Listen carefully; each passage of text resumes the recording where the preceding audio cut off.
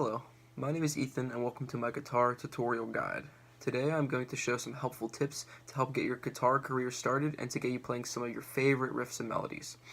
A common myth that surfaces about playing guitar is that one might be too old or learning to play a particular song might be impossible. Those myths are false. People of all ages can learn to play, and any song can be mastered and perfected with just a little bit of motivation and time.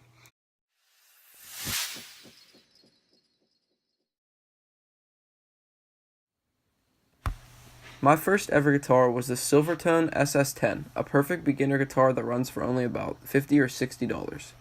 Though not the best choice for those ready to begin mastering and playing songs, it is a terrific option for those who would just like to get the basics down and play every now and then. For more serious players, I recommend purchasing a higher quality guitar such as an Epiphone, Fender, Gibson, or an Ibanez. The guitar that I use regularly is an Epiphone Les Paul /2, modeled after popular guitars from Guns N' Roses, Slash.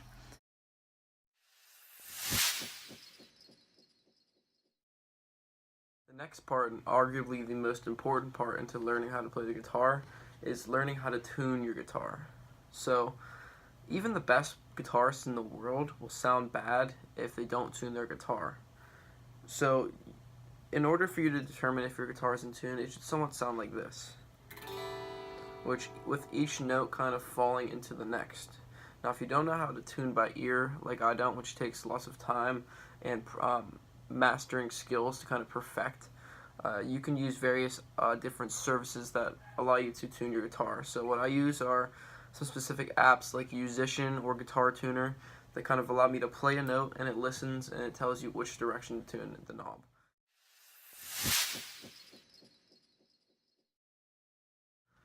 So you have your guitar tuned. Now what? So the next step is actually to learn how to hold your guitar and your pick and how to use the fretboard. The major mistake that most beginners use is that they hold their guitar in an upward fashion like this, which allows them to see the fretboard, but becomes a problem later when they're trying to play more speedier songs and notes. So what you actually want to do is you want to put it like this, with the back facing toward you, and you want to lay that across your right leg if you're a righty. And if you have a lefty guitar, obviously it is going to be switched to this direction, but I'm a righty, so I will be showing the right-handed method. So, once you have your guitar set up like this, you want to kind of hold your pick. You want to put your thumb facing toward you, and then you can either use one or two fingers, both your middle and your pointer finger, or just your pointer finger. I use the first two and the thumb. And then you kind of just want to strum down, a little less with the arm, but more with the wrist. And then using the fretboard, you kind of want to rest your palm up above the neck, or coming up under the neck on the bottom of the neck, and then you want to play with your fingers. So you don't want to move your hand like this fashion, you kind of just want to move your fingers, so that way you have an easy slide.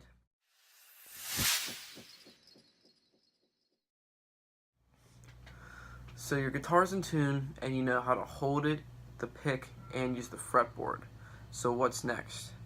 The next thing I recommend is just learning how to play on your own. So the first thing I would do is I would learn the name of each string. So starting from the one closest to you, which is the thickest, it goes E, A, D, G, B, E.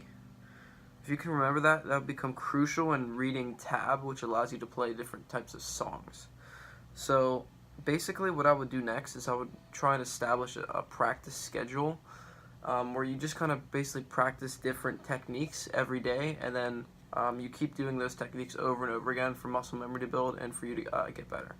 So some helpful techniques that I use are just doing a spider up on the neck, where what happens is you use your different fingers and you go across each different note. So just watch.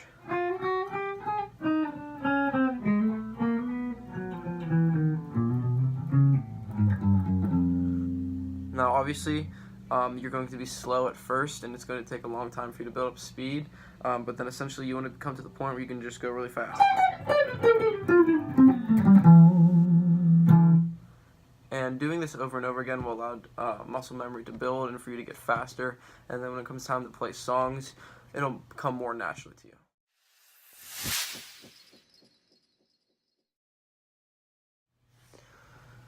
So your guitar's in tune, you know how to hold it, you know how to hold the fretboard and use the fretboard, you know how to use your pick.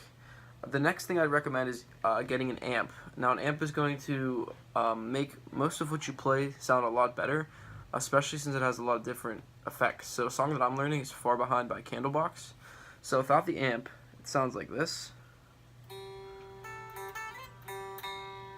Now if you have an amp with a type of reverb effect, it'll make it sound more like the original. Now,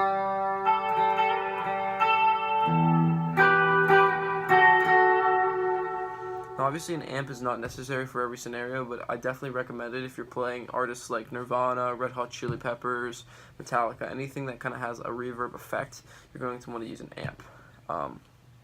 And lastly, make sure you're challenging yourself with different types of songs. I would pick a song that you enjoy that's not too hard to kind of master first. That for me was Californication by the Red Hot Chili Peppers. Once I had that mastered, I kind of moved on to higher level songs and just kind of challenged myself. So yeah, you really don't need someone to teach you guitar and pay hundreds of dollars a month. A lot of it can be done with outside research, just like I have, and it's only taken me about 8-9 months to learn to where I am now, and I keep getting better every day. So with these tips in hand, I'm sure you'll be able to surpass the ability that you have, and then you'll keep propelling forward, and your guitar skills will just keep getting better and better every day. Thank you.